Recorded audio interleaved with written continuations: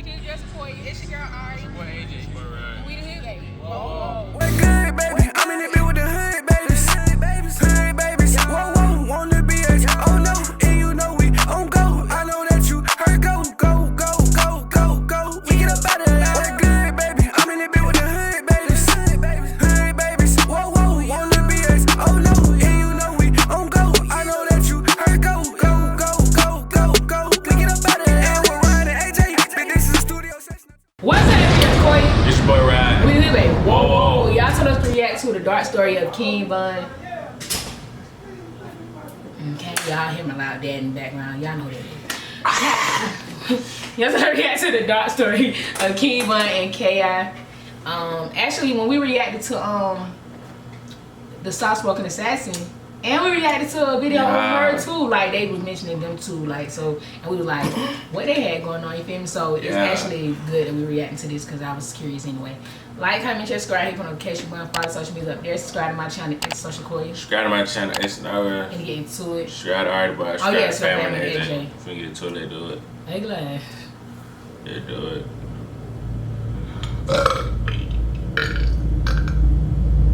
On September 25th, 2012, King Von, a member of Hoodbabies, would encounter a rival Southside Chicago gang member by the name of K.I. on a local train ride. K.I. is a member of STL, which stands for St. Lawrence, a street in which most STL gang members reside on.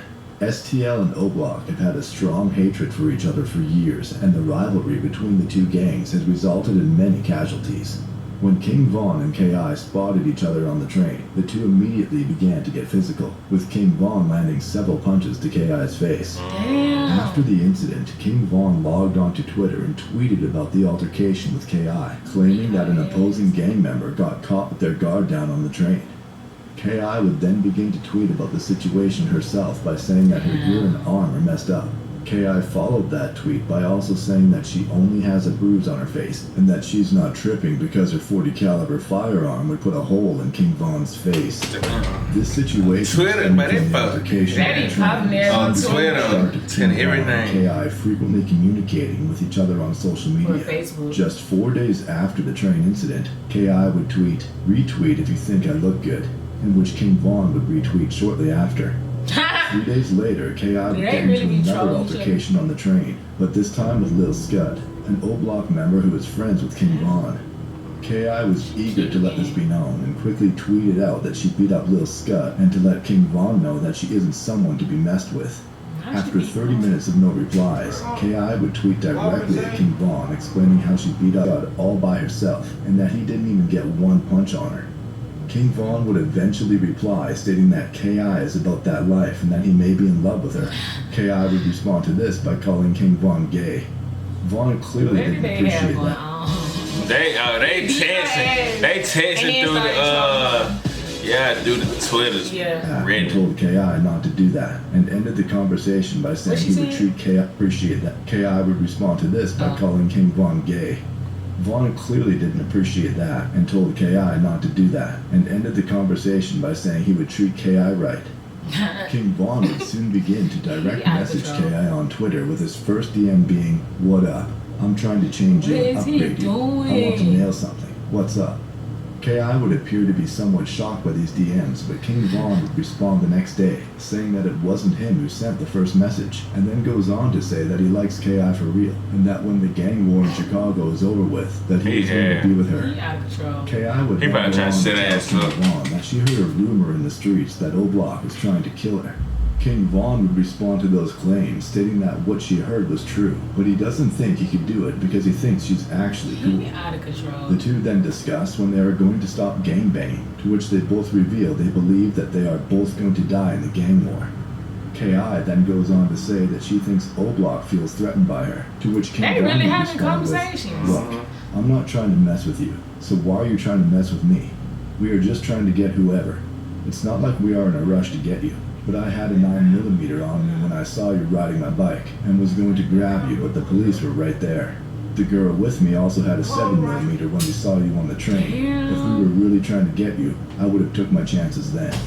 K.I. soon responds by shouting out STL. Just have to act tough, to which K.I. says, "Treat enemies like enemies. What do you expect?" The next morning, K.I. would start off the day by dissing Odie Perry, a respected member of Wick City who was fatally shot just a few years prior. King Von would see this tweet and respond with, "See, that's why you keep getting beat up." K.I. then tells King Von to pull up, to which he responds with, "I should have pissed or spit on you after I beat you up, but I wasn't thinking."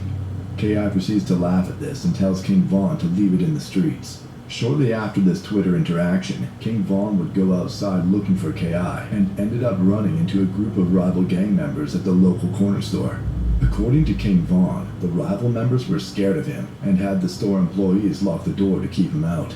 Von would tweet about this as soon as it happened, to which K.I. would respond by saying she is on her way. King Von would quickly tell her not to come since he was already leaving the store anyways. K.I. responds by calling Von funny and says she'll come to wherever he is at, which Von responds by telling K.I. to be smart. 4 days later, King Von and K.I. would continue talking in the DMs after K.I. would message Von with, "Where you at? Come outside." Von would quickly respond to K.I. with a simple, "Don't mess with me," to which K.I. would reply back, taking a slight dig at O-Block and the work they're doing in the streets. King Von would then ask K.I. if she wants to have a shootout with him, to which K.I. would shockingly respond with, "Hell yeah, you and your friend T-Roy." King Von didn't seem to take this very seriously and responded back with, #very scary. K.I. then states that she was just around O-Block and didn't see anybody outside. Von would soon reply saying that they're busy with other things, but that they will see them soon. K.I. would then tell King Von that she thinks they are scared of them, to which He's a comedian. He's trolling for real. the conversation would then go dark for 3 days until King Von would randomly message K.I. saying, "What's up? No, he What are remind you me gonna-" of any messages did. Oh, did it? For 3 days until King Von would randomly message K.I. saying, "What's up? When are you gonna let your hair down and put on the tight dress for me? I would risk my life to get some of that," onto this message. After that message, the two didn't speak to each other for about a week, but then on October 24th, 2012, K.I. would announce on Twitter that she would be going to Swisher Sweets, a popular store located in O-Block territory. King Von would reply to this tweet moments later saying, "Don't do that. Today is not the day." K.I. would then respond by saying that she never even sees King Von despite the fact that she's always outside. Von would then say, "Don't book a cheap hotel.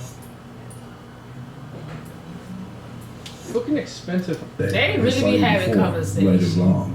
K.I. would respond with, "Yeah, but ever since then, I feel like you've been hiding because I've been coming through your territory ever since." King Von replies with, "I've been going to Rhodes, but I think when you come over here, I be over here." K.I. ends the conversation with a simple LOL. 2 days later, K.I. would suddenly post a tweet stating that King Von was a goofy who got beat up by her friend FBG Butta just 2 years prior. King Von would see this tweet and soon reply back saying, "And you know the other stuff I did to you guys, right?" To which K.I. would say, "You think you're drilling, but you need practice." King Von fires back by denying that he needs drilling practice, in which K.I. responds by saying, "Von is saying too much for Twitter, and that Von's friend Sheroid, an O-Block member who was fatally shot a few months prior, knows about her." King Von then laughs at K.I. for saying "on GD, then proceeds to tell her that she can ask her dead friends about him. 3 days later, she K.I. said, would "Nice, tweet at you King tripping." Von saying, "I want to meet King Von face to face," in which Von would respond with, "LOL, you don't really want that, Kira." K.I. would then respond with, "See, you don't think I'm tough."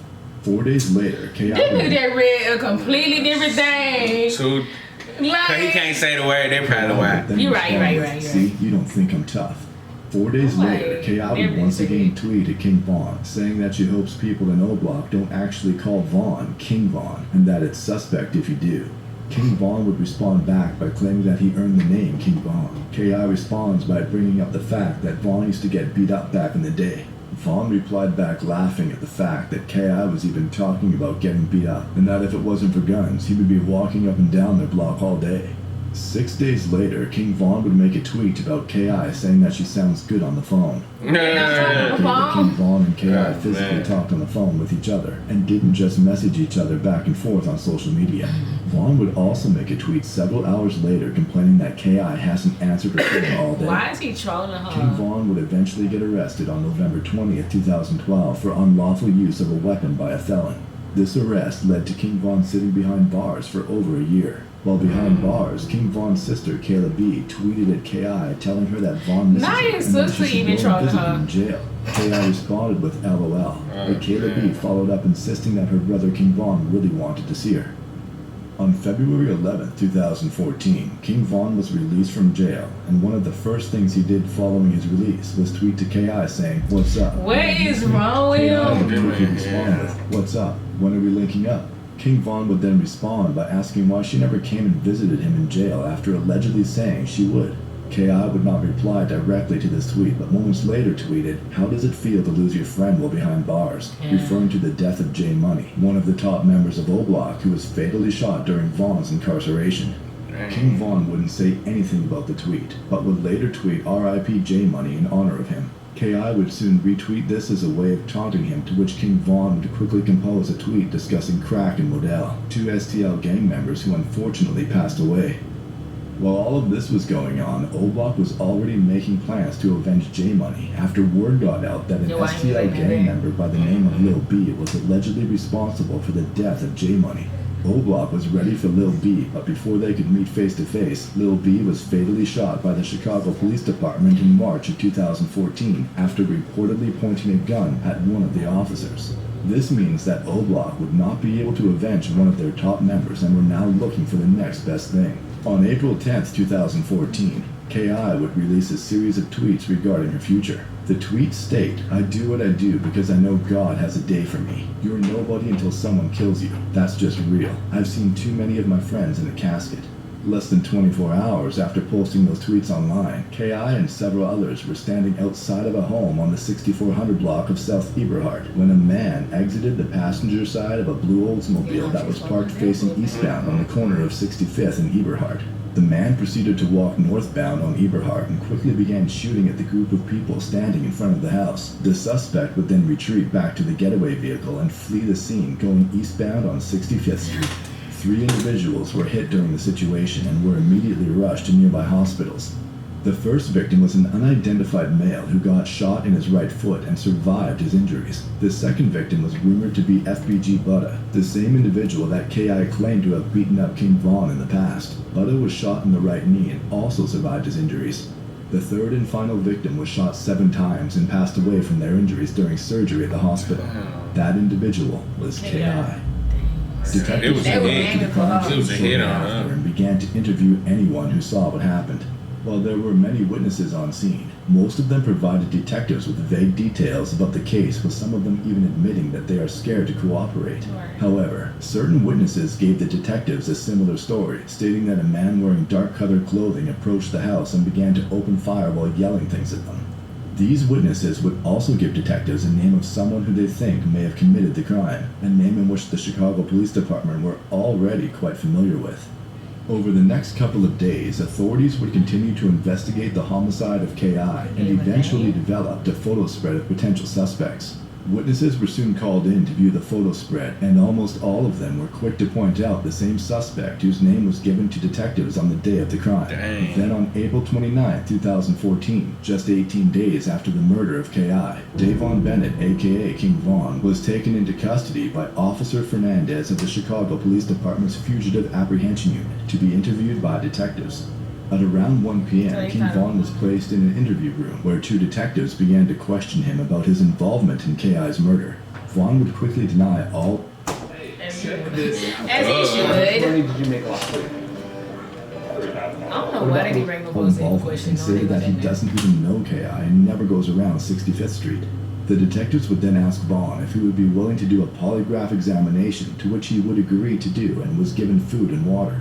While this interview was taking place, 4 cooperating witnesses were called in so they could view an in-person lineup of the suspects. The first witness to view the lineup told authorities that they were unable to identify the suspect, while the second witness pointed to King Vaughn and said it could possibly be the suspect but wasn't sure. The third witness couldn't make an identification but verbally told detectives it was King Vaughn. The fourth and final witness viewed the lineup and pointed directly to King Vaughn. 2 assistant state attorneys would then arrive shortly after and began to review all the evidence in the KI case. Detectives would then go back to the interview room to check King Vaughn, where Vaughn would begin to tell detectives that he changed his mind and will no longer do a polygraph exam. King Von then starts giving detectives an alibi, claiming that he checked in at his parole office on the day of K.I.'s death. Detectives immediately started looking into Von's alibi and was able to confirm that he did in fact check in at his parole office. He but there did? was still 30 minutes of unexplained time where he could have still committed the crime. Then on April 30th, 2014, the Cook County State Attorney's Office would announce that they are declining to prosecute King Von for the murder of K.I. due to inconsistencies in the witness statements. This would mean that internally, this case is solved according to the Chicago Police Department, but to the public, this case is still unsolved with the suspect still at large. King Von was then released from police custody around 6:30 p.m. that same night. Less than 2 hours later, King Von would tweet, "I'm so happy and grateful. I'm too real for this." King Von would then go on and get arrested for another murder less than 3 months later. He sat in the Cook County Jail for over 3 years while awaiting trial. During the trial, King Von was acquitted of all charges due to lack of evidence and was released back into the free world. After being released, lifelong friend and rapper Lil Durk would take King Von under his wing and attempt to turn him into a gangster rap superstar. Within a matter of months, King Von would become one of the top street rappers in the music industry, with his music surpassing tens of millions of streams each month, and even received co-signs from A-list celebrities such as NBA star LeBron James. Then, on November 6, 2020, King Von's iconic music career would be cut short after he was fatally shot in Atlanta during an altercation with another rapper. King Von was 26 years old at the time. That's awesome. Damn, I didn't know. Dang, man. Well, you This know, on crazy though. The dark story. This I on never hard. knew that they like talk to each other that much. Nah, this on Like he really was trolling each other like that. But y'all let me know if y'all want to react to any other videos from the channel or like videos like this. Like, comment, subscribe, hit the notification button. We're going to the board. Follow the link, search button down below. And on that note, Bye.